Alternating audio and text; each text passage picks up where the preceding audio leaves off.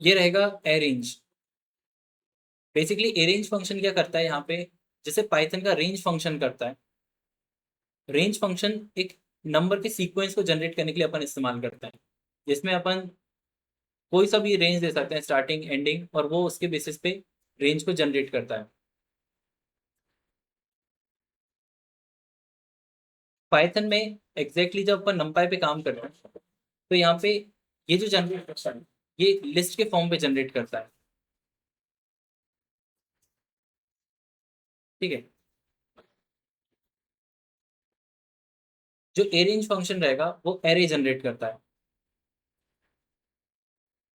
Basically array की range generate करता है, इसलिए इसका नाम भी ए रेंज बना है। बाकी काम करने में इसका तरीका पूरा वैसा ही है जैसा अपने को वहां पे मिला है। फॉर एग्जाम्पल, अगर अपन ने प्रिंट में एनपी डॉट ए रेंज को वर्क किया और उस पर 10 दिया, तो बेसिकली वो 10 डिजिट जनरेट करेगा। और कहाँ से, 0 से लेके 9 तक के। जैसे पाइथन में रेंज को अगर 10 देते हैं तो 0 से लेके 9 तक जनरेट करता है, सेम यहाँ पे रहता है। अगर इसको अपन स्टार्टिंग दे दें जैसे 1 से लेके 10 तक के, तो पाइथन में जैसे 1 से लेके अगर 10 तक रेंज जनरेट करते हैं तो क्या मिलता है अपने को, 1 से लेके कहाँ तक मिलेंगे, आ जाओ, 9 तक। तो यहाँ पे भी अपने को एग्जैक्टली इसके बिहेवियर भी सेम रहेगा।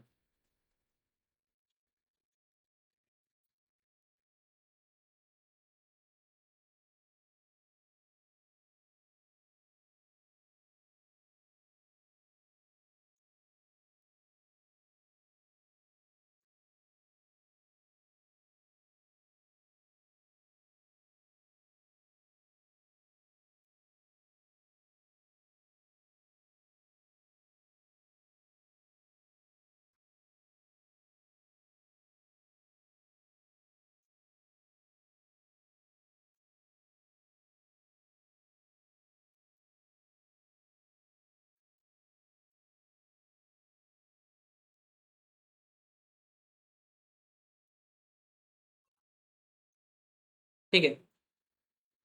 तो यहाँ पे क्या कर रहा है, ये बिल्कुल वैसे ही काम कर रहा है जैसे पाइथन का रेंज फंक्शन करता है। यहाँ पे रेंज जनरेट करते वक्त अपन एक चीज देखी थी कि अपन स्टार्ट दे सकते हैं, एंड दे सकते हैं, और स्टेप भी दे सकते हैं। तो यहाँ पे भी अपन अगर स्टार्ट दें उसे 1, 10 पे स्टॉप करने का बोल दें, और उसे स्टेप दे दें 2, तो 1 से स्टार्ट करेगा, और फिर 2 स्टेप लेगा तो डायरेक्टली वो 3 पे जंप करेगा। तो 1 3, फिर 4 की जगह फिर डायरेक्टली 5 मिलेगा, फिर 6 के बाद डायरेक्टली 7, इस तरीके से यहाँ पे जंप करेगा।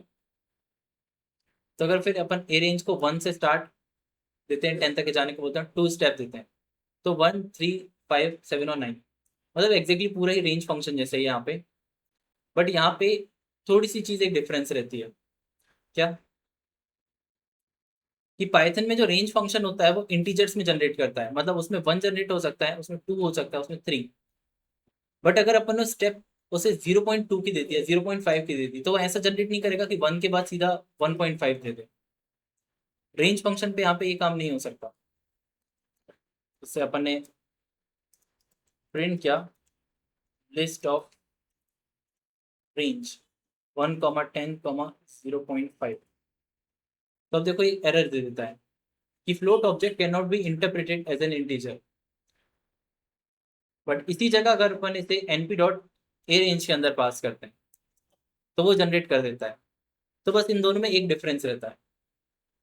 बाकी अगर अपने को स्टेप पॉजिटिव देना है, स्टेप नेगेटिव में भी देते हो तो काम करता है।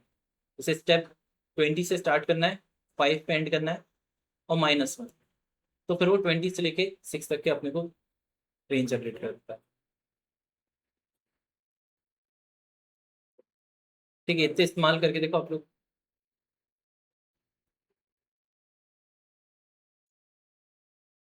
क्या, हाँ ये तो पूरे हैं।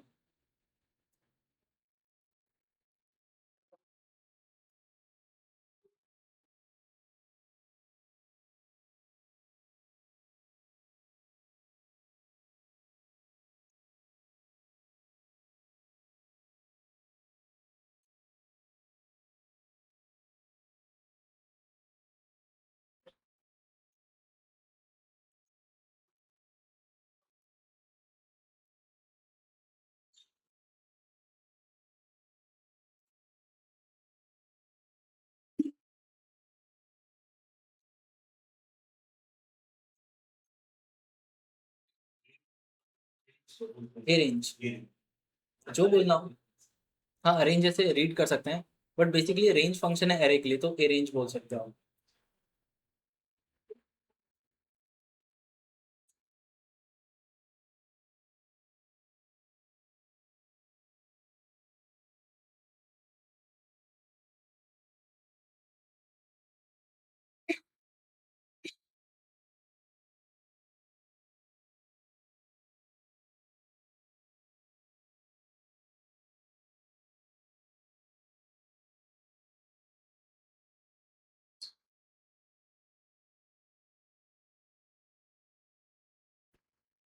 हो गया।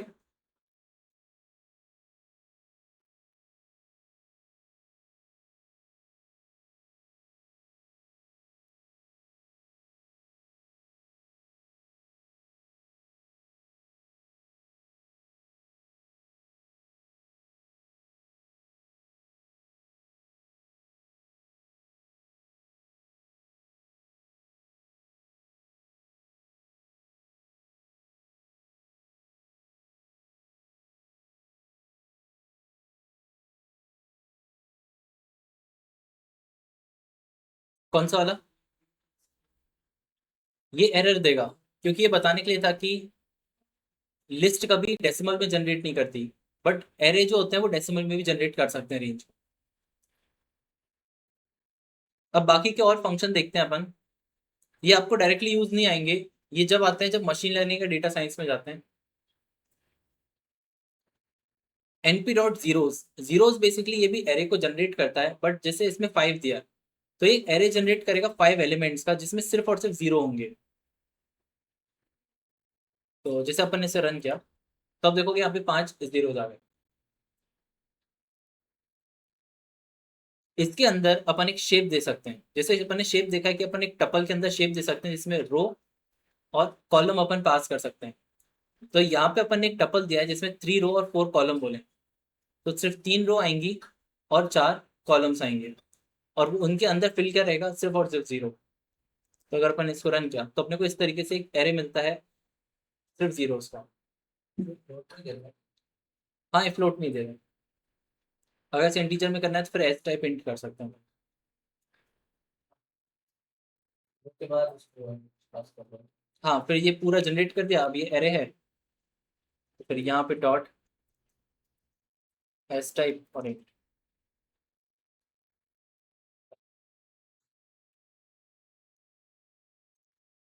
तो ऐसे वो जीरोस का होगा। हालांकि अपने को डायरेक्टली इनकी जरूरत नहीं पड़ेगी। अब फिर एग्जैक्टली सेम जैसा अपन ने यहाँ पे जीरोस का देखा, वैसे वो वंस का करता है। यहाँ पे 1 में और 5 दिया तो वो एरे जनरेट करेगा जिसमें सिर्फ और सिर्फ 1 रहेंगे, और इसका एग्जैक्टली शेप बनाया, तो ये 1 का एग्जैक्टली वैसा ही शेप बना देगा। एज अ डेटा एनालिस्ट तो डायरेक्टली यहाँ पे कोई यूज नहीं है इनका। फिर एक और मिलेगा आपको एनपी डॉट फुल। फुल क्या करेगा, जैसा उसका नेम है, वो नंबर ऑफ एलिमेंट तो 5 जनरेट करेगा, बट फुल में अपन कस्टमाइज खुद से बनवा सकते हैं कि किस नंबर का अपने को एरे चाहिए। तो अपने को जैसे 9 का चाहिए, तो अपन उसे 9 पास कर दिया, तो फिर उसने 9 को 5 टाइम रिपीट करा दिया इस एरे में। और इसके अगले वाले में अपन ने क्या किया, अपन इसका शेप प्रिंट करा रहे हैं 3/4 का। पहला वाला जो पार्ट होता है वो साइज के लिए होता है, और दूसरा वाला उस नंबर के लिए जिस नंबर को अपने को उसमें लिखना है। तो यहाँ पे अपन ने इंस्ट्रक्शन दिया है कि 3/4 का बनाना है और उसके अंदर 5 स्टोर कर देना। तो उसने 3/4 का 5 में स्टोर कर दिया। कस्टम डिजिट्स के लिए हम वो यूज करते हैं। हाँ फुल। अगर हम ये नंबर ना पास करें, सिर्फ 5 पास कर, कहाँ पे इसमें अगर सिर्फ 5 पास कर दोगे तो वो फिर एरर देगा। 1 missing argument fill value, fill value missing argument. हाँ उसको वर्क करने के लिए 2 आर्ग्यूमेंट तो चाहिए।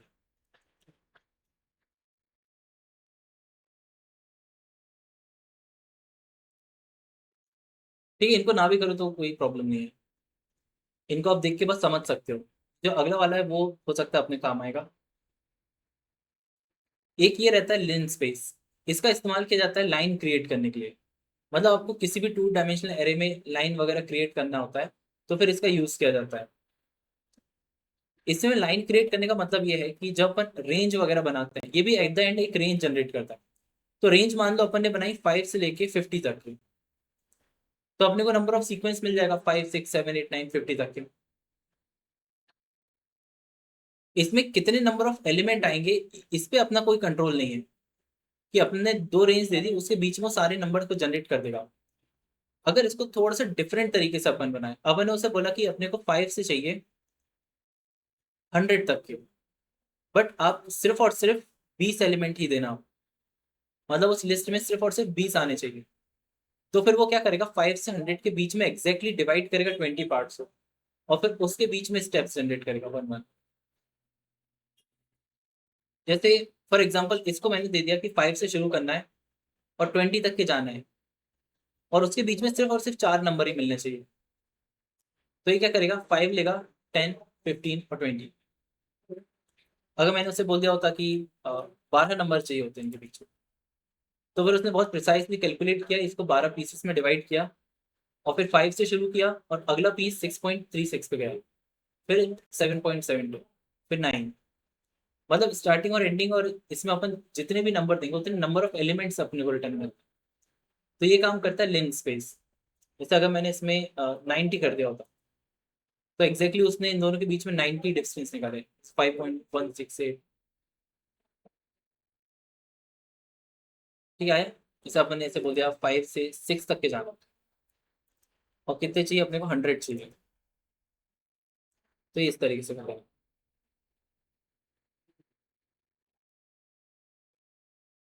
ठीक है,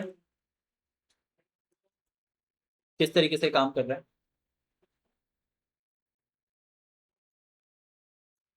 अब नेक्स्ट आता है यहाँ पे रैंडम नंबर्स का एरे। अपन ने एक लाइब्रेरी देखी थी रैंडम नंबर, यहाँ पे रैंडम का यूज करते हैं अपन, एरे जनरेट कर सकते हैं। वो जो रैंडम लाइब्रेरी थी वो पाइथन की लाइब्रेरी है। यहाँ पे रैंडम मॉड्यूल नमपाई के अंदर भी है प्रेजेंट है। ये जो रैंडम नंबर जनरेट करता है, ये नमपाई के एरे में जनरेट करता है। बाकी काम करने का तरीका इसका भी एक्जैक्टली सेम है। नमपाई के अंदर एक मॉड्यूल है रैंडम, और इस मॉड्यूल के अंदर एक फंक्शन है। जैसे अपन ने देखा था कि लाइब्रेरी क्या होती है, कलेक्शन ऑफ मॉड्यूल्स। तो नमपाई वो कलेक्शन है एक बहुत लार्ज, जिसके अंदर मल्टीपल मॉड्यूल्स हैं। उनमें अंदर एक मॉड्यूल है, वो है रैंडम, और इस मॉड्यूल के अंदर एक फंक्शन डिफाइन करके रखा है रैंडम, जो कि रैंडम नंबर जनरेट करता है। तो उसे अपन ने क्या किया, एक इंस्ट्रक्शन दिया कि 1 से लेके 100 तक के एक नंबर जनरेट करो। तो हालांकि इसका भी काम वैसे ही है, रैंडम नंबर जनरेट करने का। जब भी रन करोगे आपको 1 से लेके 100 के बीच में कुछ भी मिल सकता है। ठीक है, पहली वैल्यू स्टार्टिंग वैल्यू है, और ये एंडिंग, इनके बीच में डिस्टेंस में जनरेट होगा रैंडम नंबर। अब अपन को इसका एरे बनाना है, तो इसमें मल्टीपल नंबर्स को अपने को जनरेट कराना है, जैसे मान लो 10 नंबर को। तो फिर अपन इस तरीके से कर सकते हैं कि np dot random random, starting में ये दे दिया, एंडिंग में ये दे दिया, और ये दे दिया नंबर ऑफ एरे, कि अपने को कितने नंबर ऑफ एरेज चाहिए। तो जैसे इसमें 10 पास कर दिया, इसका मतलब यहाँ पे 10 एरे जनरेट करेगा।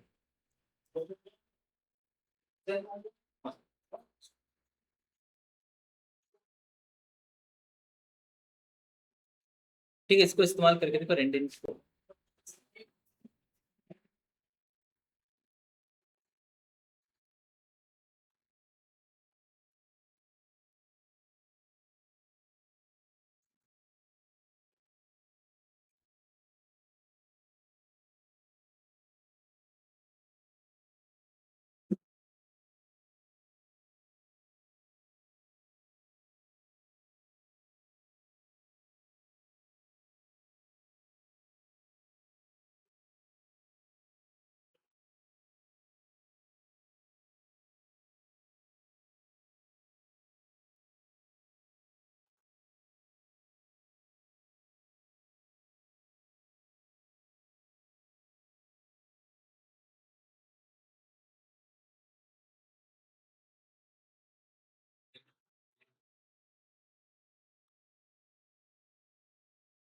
अपने को डायरेक्टली नहीं आएगा, अपन डायरेक्टली नंपाई को यूज ही नहीं करेंगे, बट अपन इसके आगे जो भी चीज पढ़ेंगे वो सब चीज इंटरनली नंपाई को यूज करती है, और उनकी जो वर्किंग रहेगी वो पूरी नंपाई की सेम रहेगी।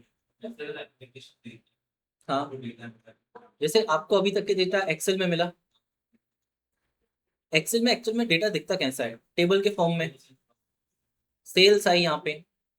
एक्सेल पे जो डेटा आपको रिसीव हुआ, एक्सेल पे किसी ने आपको एक डेटा दिया है 3 करोड़ रोज का, तो पहली चीज तो ये कि एक्सेल कभी 3 करोड़ रोज स्टोर ही नहीं कर सकती, तो उसने आपको डेटा दिया CSV में, ठीक है, एक बेसिक टेक्स्ट फाइल।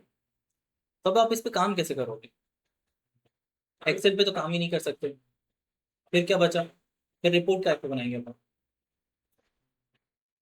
SQL पे तो सिर्फ डेटा को स्टोर किया जाता है, स्टोर मैनेज ऑर्गेनाइज, उस पर रिपोर्ट वगैरह नहीं बनती, उसको एनालाइज करना है, पिवट टेबल बनाने हैं, चार्ट्स बनाने हैं उस पे।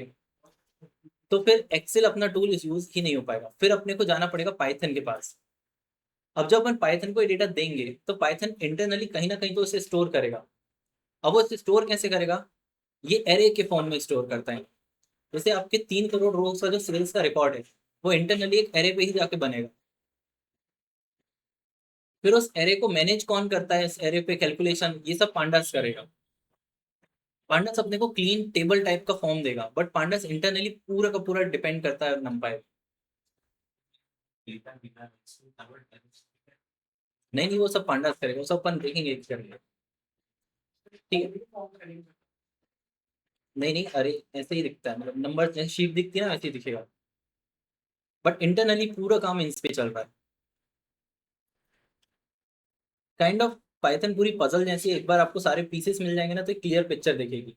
जब तक सारे पीसेस नहीं होंगे ना आपके पास, तब तक आपको एक इमेज नहीं दिखेगी कि कर क्यों रहे हैं अपन ये सब। ठीक है। अब यहाँ पे अपन ने इसको एक साइज दिया। अब साइज रोज और कॉलम पे होता है, तो यहाँ पे रैंडम नंबर जनरेट करेगा 1 से 100 तक के, और 5x4 का एक ग्रिड बनाएगा। तो इसमें 5 रोज मिलेंगी और 4 कॉलम्स रहते हैं। ठीक है। तो अपन साइज भी एडजस्ट कर सकते हैं। हाँ हाँ, 10 नंबर ऑफ डिजिट जनरेट करना है, 10।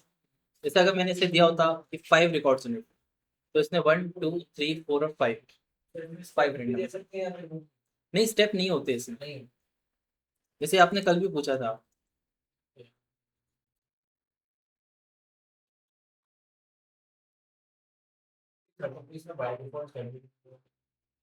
हाँ, उसने खुद से सिलेक्ट करा है कि इसको 32 दे देते हैं। अब उसने खुद से डिसाइड किया इंटरनल किस तरीके से, क्योंकि अब उसे पता है कि रैंडम नंबर 1 से लेके 1000 तक की करना था, तो उसने int 32 कर दिया। int 32 में भी इंटीजर है, मतलब ये करीबन 10 डिजिट तक के जनरेट कर सकता है। 11वें डिजिट पे वो int 64 पे चले जाएगा। हाँ,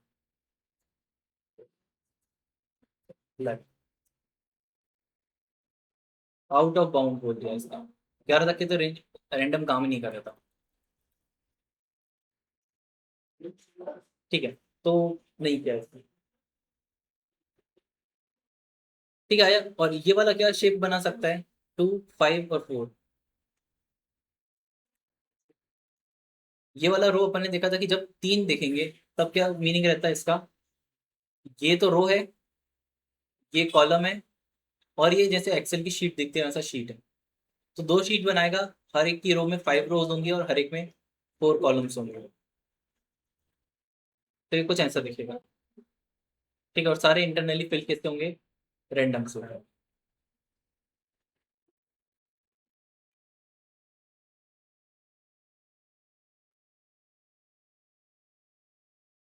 ठीक है, और ये वाला भी एग्जैक्टली ज्यादा कुछ डिफरेंट नहीं है। अच्छा, यहाँ पे अपन ने एक चीज नहीं देखी थी, इसको इंट्रोड्यूस करते हैं।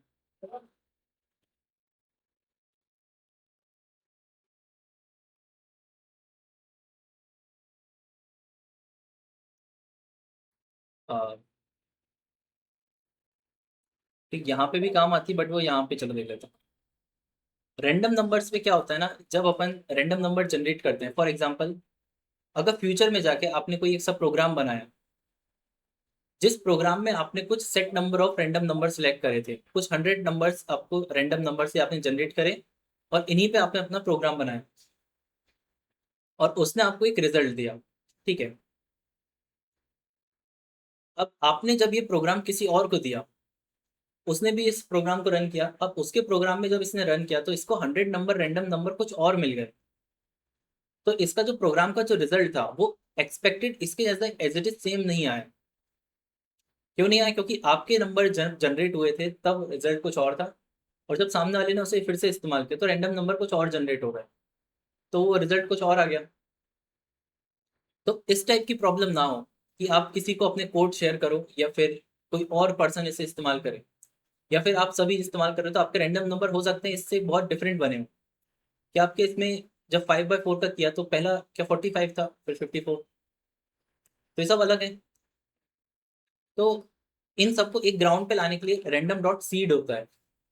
अगर अपन np dot random dot seed इस्तेमाल करते हैं और सीड में 1 कॉल कर दिया, इसे रन कर दिया, ठीक है।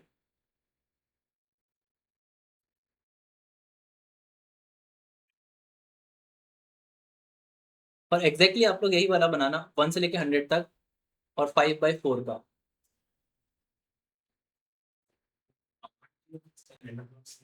हाँ। चलिए इसके बाद ही ये वर्क करेगा जो हाँ, एक वन क्या है? 1 एक कोड है, वो अपन देखते हैं।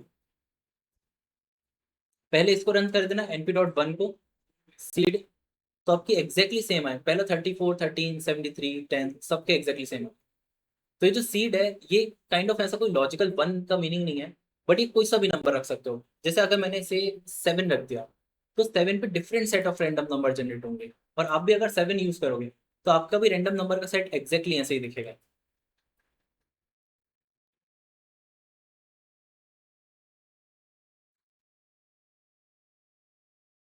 ठीक है, हर सेट ऑफ नंबर हर एक सीड में अलग अलग मिलेंगे आपको।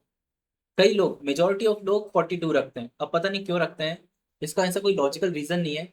बट कभी भी आप कोड देखोगे ना तो किसी का भी रैंडम नंबर में रैंडम 42 रखता है, तो फिर 42 पे आपको ये सेट मिलता है। बट इसका ऐसा कोई लॉजिक नहीं है, अब 1 2 3 4 10 कुछ भी रखते हो, बट जब कोड शेयर करेंगे तो उसमें आसानी होती है आपकी। ठीक है, तो जब भी इसे रन करोगे आप दोनों के सेम जनरेट होंगे।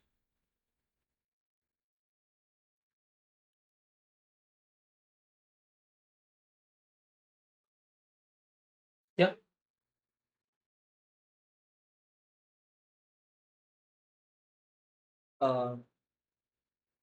काइंड ऑफ ऐसा है कि सभी के प्रोग्राम एक जैसे रन हो, इसलिए इसका जो मेजर यूज होता है वो मशीन लर्निंग के मॉडल्स में होता है।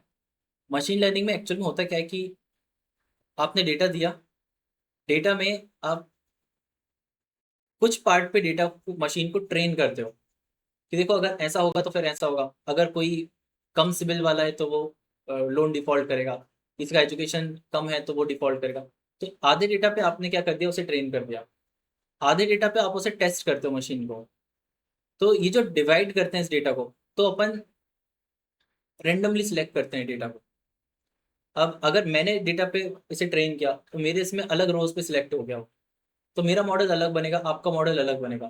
तो वो ना बने इसलिए फिर अपन इस मेथड को इस्तेमाल करते हैं।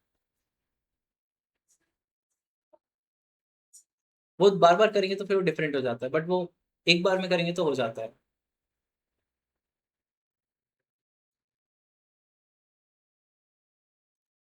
वो यहाँ पे ऐसे डायरेक्टली तो नहीं आएगा, बट जब इसे एक्चुअल में यूज किया जाता है ना तो ये वर्क करता है अच्छे से।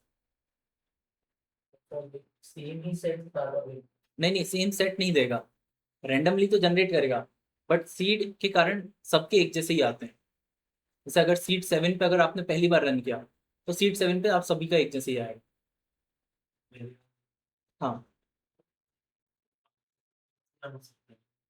नहीं तो जब प्रोग्राम एक्चुअल में रन होता है तो एक ही बार रन होता है।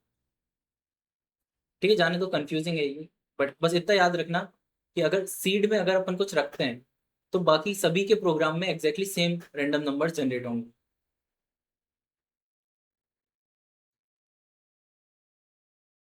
नेक्स्ट जो आता है वो रहेगा रीशेप। रीशेप बेसिकली करता क्या है, जैसा उसका नेम है रीशेप, वो किसी भी एरे का शेप चेंज कर सकता है। जैसे फॉर एग्जांपल कोई एरे एग्जैक्टली इस फॉर्म में एज अ कंप्लीटली हॉरिजॉन्टल है, तो अपन उसे कन्वर्ट कर सकते हैं इस शेप पे। अपन इस शेप पे को कन्वर्ट कर सकते हैं इस शेप में, या फिर अपन इस शेप में कन्वर्ट कर सकते हैं। अपन किसी भी शेप में एरे को क्या कर सकते हैं, कन्वर्ट कर सकते हैं। बस इसकी जो रिक्वायरमेंट होती है वो क्या होती है कि exactly same number of element हो।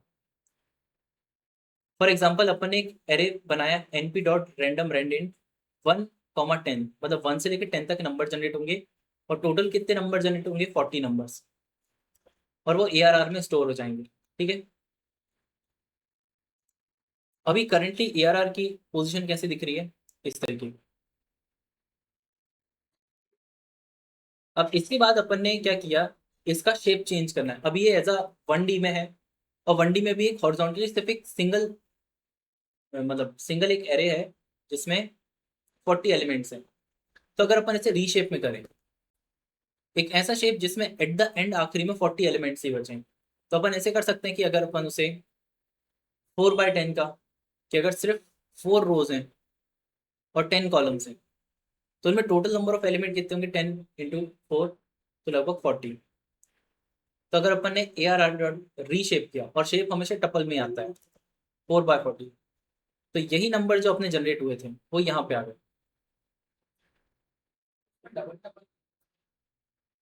मतलब हाँ, डबल ब्रैकेट्स नहीं है, सबसे आउटर वाला ब्रैकेट मेथड का ब्रैकेट है, ये मेथड है। और जो अंदर का जो ब्रैकेट है ये शेप है, शेप हमेशा टपल में रहता है, इसलिए वो डबल ब्रैकेट्स दिख रहा है। हाँ, जैसे मान लो आपके पास एक क्ले है, ठीक है, तो उससे आपने एक ब्लॉक बना दिया, ठीक है। अब आपने उस क्ले को थोड़ा और मोल्ड किया या फिर हाथ से रीशेप किया, और आपने एक ट्राइंगल बना दिया, तो ये क्या मेथड कहलाती है, रीशेप चेंज करना कहलाता है। बट क्या ट्राइंगल बना के आपकी जो क्ले है वो ज़्यादा बढ़ जाती है, कम होती है, क्या ऐसा, ऐसा कुछ भी नहीं होता, क्ले उतनी ही रहती है, उसका शेप चेंज हो जाता है। कई बार अपने को आगे जाके जरूरत पड़ती है, डायरेक्टली अपने को नहीं पड़ती, ये जितना भी नंपाई पढ़ रहे हैं ना अपन, ये at the end data science में इस्तेमाल होता है, वहां पे शेप वगैरह चेंज करने की जरूरत पड़ती है, आपको बस इसके बस कॉन्सेप्ट समझने हैं। तो अपने पास एक एरे है, अब एरे का भी अपन रीशेप कर सकते हैं, मतलब उसको डिफरेंट शेप्स में कन्वर्ट कर सकते हैं।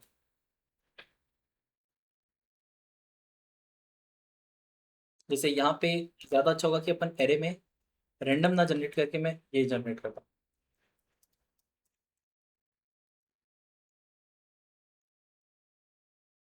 ठीक है, मैंने ए रेंज जनरेट करी, और 1 से ही कर देते हैं क्यों ना, 1, 40, 1 से 40 तक के नंबर हैं। तो आप देख सकते हो सारे के सारे नंबर एग्जैक्टली सीक्वेंस में लिखे हुए हैं। बट जब अपन उसको शेप चेंज करेंगे तो उसे अपन ने ब्रेक कर दिया। तो इसने क्या किया, 4/10 में उसने नंबर्स को 1 से लेकर 10 तक नंबर की एक एरे बनाया, फिर उसे ब्रेक कर दिया, फिर दूसरी लिस्ट कंटिन्यू करी 11 से 20 तक की, फिर उसे ब्रेक किया, और उसने एग्जैक्टली क्या रखे, आखिरी में अपने को 4 रोज मिली हैं और 10 कॉलम्स। बट अगर अपन उसे ऐसा इंस्ट्रक्शन देते कि 4 रोज बनाओ और 67 कॉलम रख दो, तो ये एरर दे देता है, can not reshape array of 40 × 4/67। इसको एक बार करके देखो आप लोग, तो फिर आपको एक आइडिया लगेगा।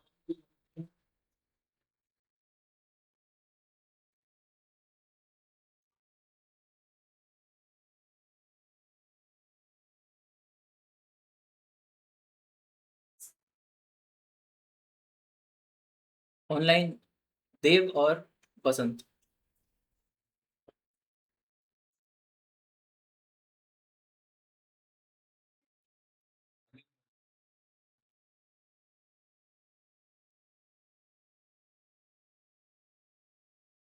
करके देखा।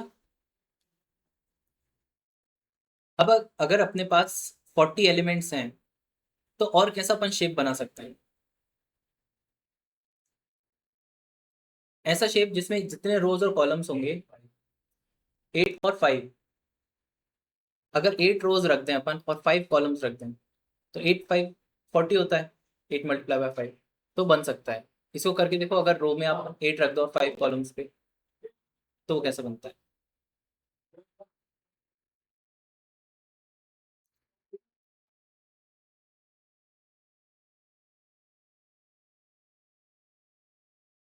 चेंज हो गया, वो एग्जैक्टली 8 रोज में आ गया और 4 कॉलम्स में। और कैसे रख सकते हैं अपन, जिसमें exactly at the end 40 he elements बचे।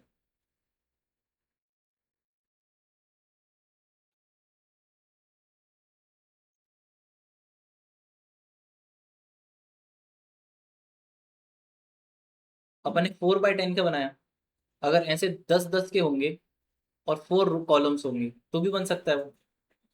तो 10 रोज एंड 4 कॉलम्स भी बन सकता है, क्योंकि इन दोनों का मल्टीप्लीकेशन एग्जैक्टली 40 आएगा।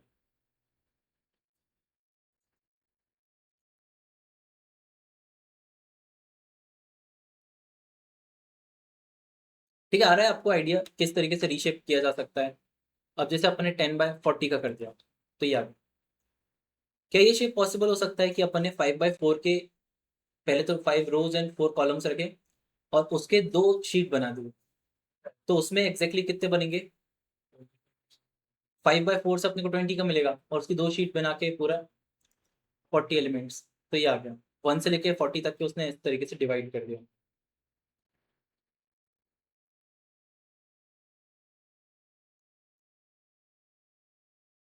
अब एक और होता है यहाँ पे, इसमें क्या होता है कि अपन ने यहाँ पे दोनों चीज दी है कि अपने रोज भी बताई और कॉलम्स भी बताए। बट यहाँ पे अपन क्या कर सकते हैं, अपन एक सिर्फ और सिर्फ रोज बता सकते हैं और उसे बोल सकते हैं कि कॉलम आप खुद फिगर आउट कर देना।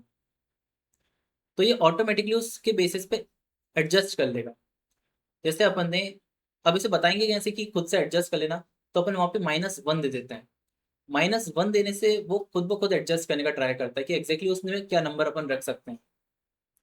जैसे अपन ने इसमें दिया कि 2 रो रखना है और फिर -1 दे दिया, एग्जैक्ट नंबर ऑफ कॉलम नहीं बताया, तो वो खुद से सर्च करेगा कि अगर मैं 2 रो रखूंगा तो 40 करने के लिए मेरे को कितने कॉलम रखने पड़ेंगे।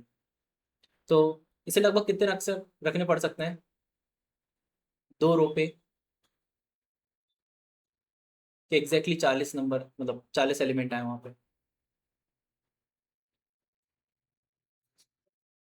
20, क्योंकि 20 × 2 कितना आएगा अपन ने नहीं बताया, बट उसने रख लिया। यहाँ पे देखो 1 से लेकर 20 तक के उसने एलिमेंट रखे, फिर अगली लिस्ट में इतना। ठीक है, आगे किस तरीके से अपन -1 को यूज कर सकते हैं। अब कुछ ऐसे नंबर पे नहीं हो पाएगा, जैसे अगर 3 पे -1 किया तो वो 3 नंबर की रो पे कोई सा भी नंबर एडजस्ट करे 40 नहीं आ पाएगा। तो ऐसे तो नहीं हो पाएगा, बट कुछ नंबर्स में काम कर सकता है। जैसे अगर मैंने इसे 4 रख दिया होता तो 10 उसने ऑटोमेटिकली डिसाइड कर लिया। फिर अगला रिटर्न करेंगे और क्या? ये रिटर्न करेंगे सेम आउटपुट। हाँ, क्योंकि नंबर्स एग्जैक्टली वही है ना अपने। अब हमने रेंज जनरेट करी है, एरे नहीं जनरेट, मतलब रैंडम नहीं करा इस बार, ताकि अपन समझ सकें कि वो नंबर्स कौन से। आ गया, ये था नंपाई को समझने का। अब इसके आगे जो चीजें हैं वो सारी अपन एट द एंड यूज करने वाले हैं और वो ज्यादा इतनी कॉम्प्लेक्स नहीं रहेंगी।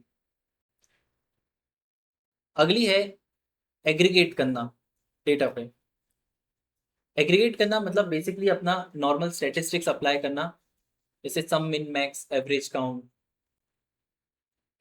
तो ये इसके लिए अपन ने एक सेल्स नाम का एक एरे बनाया। सेल्स में अपन ने क्या किया, कुछ अमाउंट रख दिए 45, 400, 500 और ये सारे।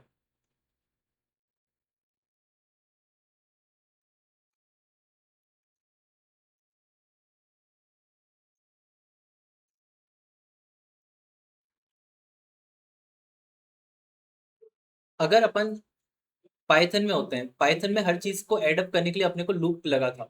जैसे अपन ने वहां पे पाइथन में बेस फंक्शन बनाए थे कि मिनिमम वैल्यू निकालना था, मैक्सिमम, एवरेज, टोटल, तो सबके लिए अपन ने फॉर लूप का यूज किया। यहाँ पे लूप की जरूरत नहीं पड़ेगी, यहाँ पे डायरेक्टली मेथड्स काम करती हैं। जैसे एक बार अपने पास एक एरे बन जाए, तो एक बार ये इस टाइप का एक एरे बना लो और फिर अपन एक एक करके सारे फंक्शन अप्लाई करके देखते हैं।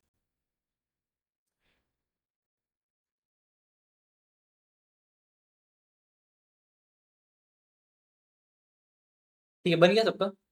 अब इसमें अपने को जब इन सारे नंबर्स का टोटल करना है, तो अपन डायरेक्टली क्या कर सकते हैं, एरे को लिख सकते हैं और एरे के आगे डॉट सम लगा सकते हैं। ये ऑटोमेटिकली अपने को इसका टोटल रिटर्न कर देता है। इसको अपन ने रन किया तो यहाँ पे int 64 पे दे दिया उसने, np डॉट int 64 3001। ठीक है, ये आ रहा है ना कि np डॉट int 64 क्यों लिखा है यहाँ पे, क्योंकि बेसिकली ऑब्जेक्ट numpy से बिलोंग कर रहा है, इसलिए अगर प्रिंट करेंगे तो फिर प्रॉपरली 3001 दिखेगा। अब ये जो मेथड है, ये एक मेथड है, और मेथड को अपन डॉट करके लगाते हैं। इसी को अगर फंक्शन की तरह यूज करें तो दोनों ही एग्जैक्टली एक जैसा काम करेंगे। वो रहेगा np डॉट सम, मतलब numpy के अंदर एक सम फंक्शन है, और उसके अंदर अपन arr पास करते हैं, तो उसका भी वो क्या कर लेता है, टोटल निकाल लेता है। काम एक ही करेंगे, बट आपको जो प्रेफर रहेगा वो आप यूज कर सकते हो, रिजल्ट सबका एक ही आएगा। और एक होता है सिर्फ और सिर्फ सम फंक्शन। ये जो सम है ये numpy का नहीं है, बेसिकली बेस पाइथन का है। ठीक है, तो अगर सम में अगर अपन पास करते हैं तो भी एग्जैक्टली एक ही चीज मिलेगी, बट ये कैलकुलेट कौन कर रहा है, ये बेस पाइथन कैलकुलेट कर रहा है। ये numpy का फंक्शन कैलकुलेट कर रहा है और ये numpy की मेथड कैलकुलेट कर रही है। ओवरऑल कोई भी इस्तेमाल करता है ना, तो मेजोरिटी ऑफ लोग इसी को ही इस्तेमाल करते हैं, क्योंकि ये सबसे ईजी होता है लिखने में। एरे लिखा और डॉट सम लगा दिया। अब बाकी के सारे सेम रहते हैं ऐसे ही।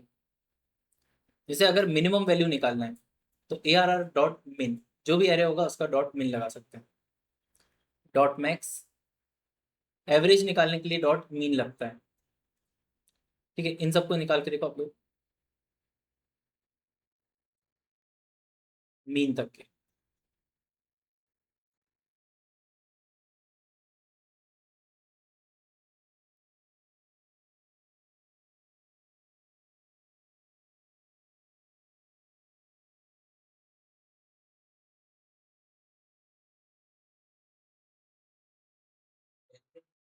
हाँ, वो अपन देख रहे हैं अभी मीन के बाद।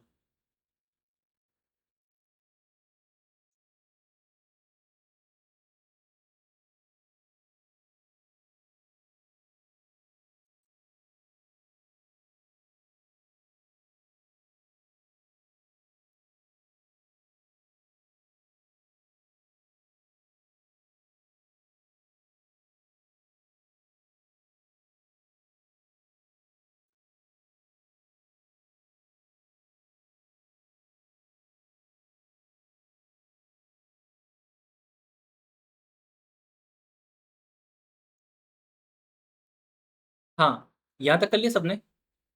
अपन ने स्टैटिस्टिक्स में दो चीजें नहीं देखी थी, एक स्टैंडर्ड डेविएशन।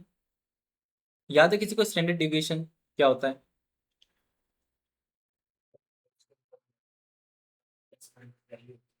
एवरेज से कोई कितनी डिफर कर रही है ऑन एन एवरेज।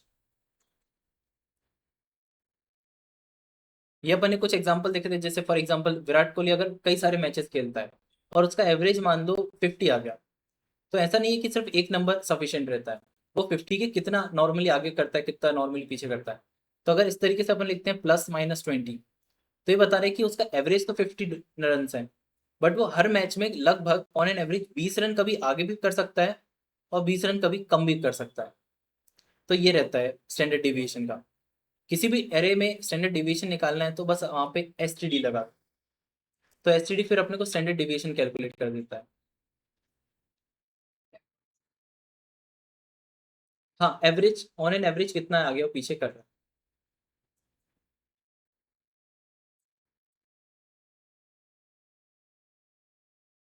जैसे आपने देखा होगा कि गोल्ड का जो प्राइस है, अ, जैसे मान लो फॉर एग्जांपल गोल्ड का प्राइस 30,000 है। ठीक है, बट वो डेली 30,000 नहीं रहता, वो कभी कभी आगे चले जाता है, कभी कभी पीछे चले जाता है। तो अगर आपने पिछले एक महीने का निकाला, तो एक महीने का आपने एक महीने के जितने भी रिकॉर्ड्स आए थे उन सबका एवरेज निकाला, वो 30,000 आया। बट वो हर दिन कुछ ना कुछ आगे पीछे गया, तो वहां पे अपन बता सकते हैं कि लगभग 2,000 रुपये आगे और पीछे चले जाता है। तो कभी आपको वो 32 पे भी मिला था इस महीने, और कभी कभी वो 28 पे भी चले जाता है। वो इसके बेसिस पे कहीं ना कहीं मूव करता रहता है। तो इस तरीके से स्टैंडर्ड डिविएशन का काम आता है, और उसको निकालने के लिए सिर्फ डॉट एसटीडी लगाना रहेगा। अब एचडी को कैलकुलेट करते वक्त अपन ने वेरिएंस देखा था, वेरिएंस का ही स्क्वायर रूट कर देते हैं तो फिर स्टैंडर्ड डिविएशन मिलता है।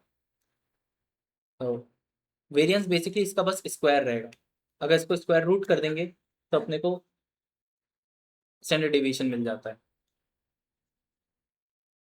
ठीक है, ये नंबर कोई काम का नहीं रहता, मतलब बेसिकली अपन डायरेक्टली तो इसे रीड नहीं करते, बाकी मशीन रीड करती है इसको। बाकी अपने जो काम का होता है वो स्टैंडर्ड डिवीजन होता है। और फिर यहाँ पे अपन एक चीज देखी थी कि लेन फंक्शन काम नहीं करता, तो यहाँ पे काउंटिंग करने के लिए डॉट साइज रहता है। तो साइज काउंट करता है कि कितने एलिमेंट हैं, तो साइज यहाँ का काउंट फंक्शन है।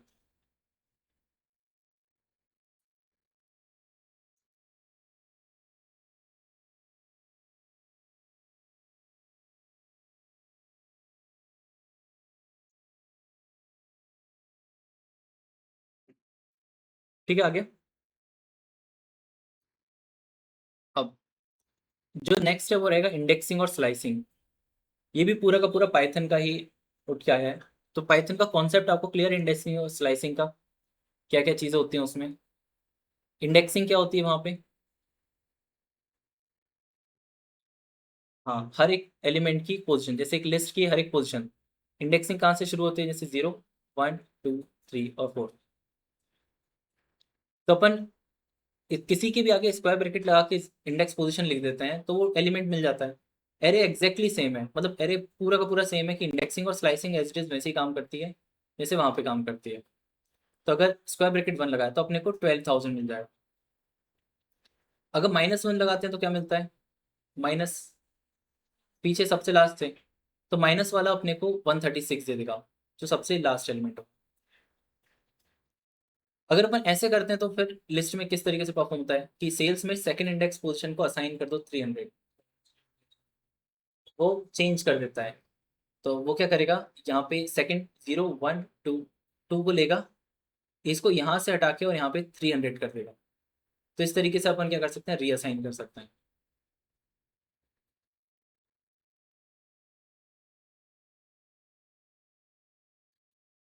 और स्लाइसिंग करते टाइम कैसा आता है यहाँ पे? स्लाइसिंग में, हाँ, वो वाला कॉन्सेप्ट क्लियर है। पाइथन में नंबरिंग 0 से शुरू होगी और एंडिंग कभी इंक्लूड नहीं रहती। तो अपन ने उसे इंस्ट्रक्शन दिया कि 1 से लेके नंबर लाओ 4 तक के। तो 0, 1, तो वो 1 से लाएगा, 2, 3 और ये 4 है। तो बस 4 तक के जाने के पहले उसे वो एंड कर देगा। तो अपने को ये लिस्ट मिल जाएगी 12,000 से लेके 1200 से लेके यहाँ तक की।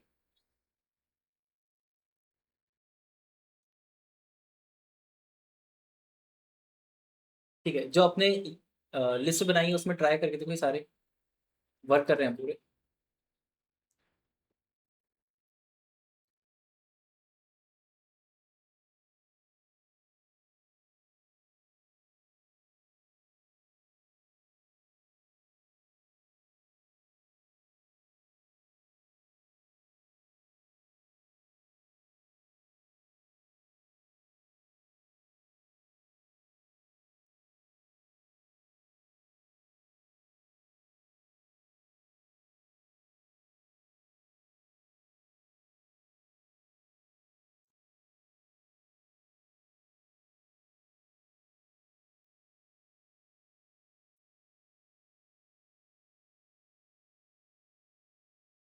आ गया?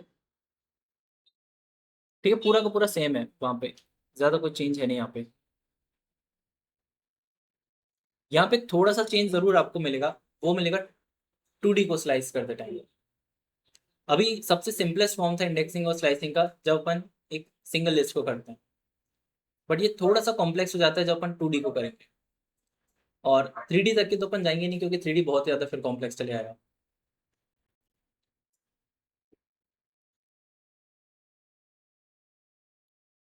यहाँ पे भी रैंडम नंबर ना बना के मैंने बना लेता हूँ।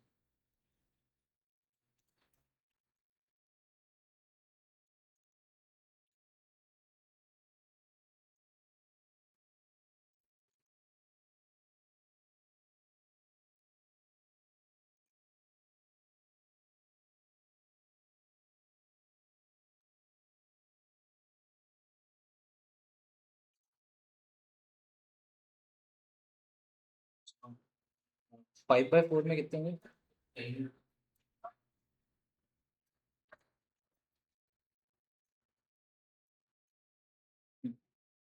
मान लो ये अपन ने एक एरे बना, ये एरे को अगर आप ध्यान से देखो तो एरे है क्या? एरे कलेक्शन ऑफ लिस्ट है। ये एक मेजर लिस्ट है और उसके अंदर ये 5 लिस्ट हैं जिनके हर एक के अंदर 4 एलिमेंट हैं।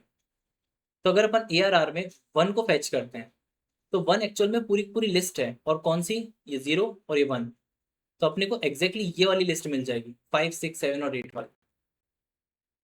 तो इसे अपन रन करके देखा, ठीक है, 5 6 7 8 की मिल गई। तो अगर अपने को ऐसे वो चाहिए होता,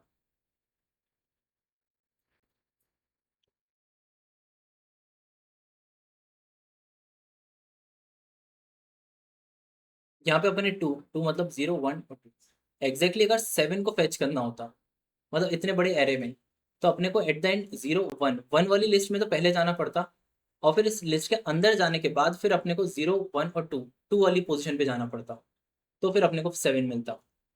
तो फिर इस तरीके से अगर अपन जाएंगे तो फिर अपन एट द एंड 7 को ले सकते हैं, और फिर चीज़ों को चेंज वगैरह करना हो तो भी चेंज कर सकते हैं। ठीक है, आया? जैसे अगर अब मैं इसको असाइन कर दूँ, जैसे मैंने इसे असाइन कर दिया 45 से, और फिर एरे को चेक किया, तो अब देखोगे वो चेंज हो गया, किस में हो गया? 7 45 में चेंज। इसको करके देखो आप लोग,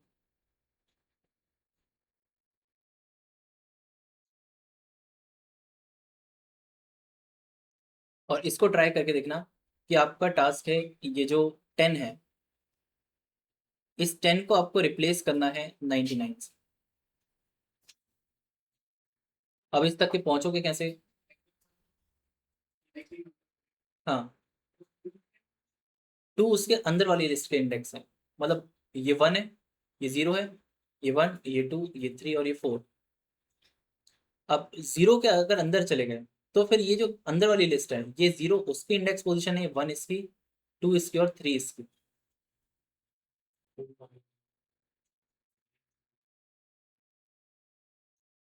तो अपने को पहले तो 10 तक के पहुंचने के लिए लिखना क्या पड़ेगा? जो ARR है उसमें पहला इंडेक्स किसका लगेगा? 2 का, क्योंकि ये 2 वाली पोजीशन की लाइन है, 2। फिर किसका लगेगा अपने को? 0 1, और फिर अपन 99 को असाइन कर सकते हैं। तो एग्जैक्टली 10th की पोजीशन पे जाके 99 जाएगा।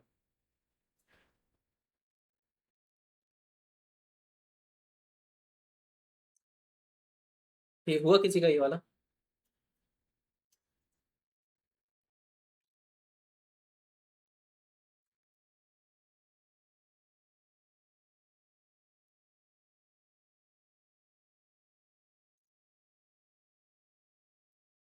किसमें एरर आ रहा है? अरेंज की फिर स्पेलिंग गलत है।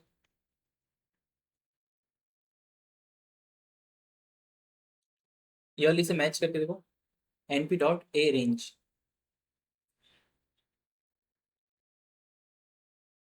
हो गया।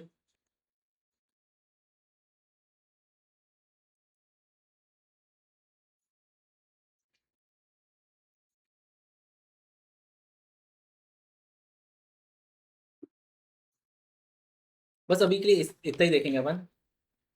इसको लिखने का सही तरीका क्या होता है, ये वाला तरीका इतना प्रोफेशनल नहीं है। इससे ज्यादा अच्छा तरीका है कि 2 के बाद 1 को स्लाइस करना था, तो अपन ARR में सिर्फ 2 लिखेंगे, फिर कॉमा 1 लिखेंगे, ठीक है, तो भी उससे तक पहुंच रहा है। ठीक है।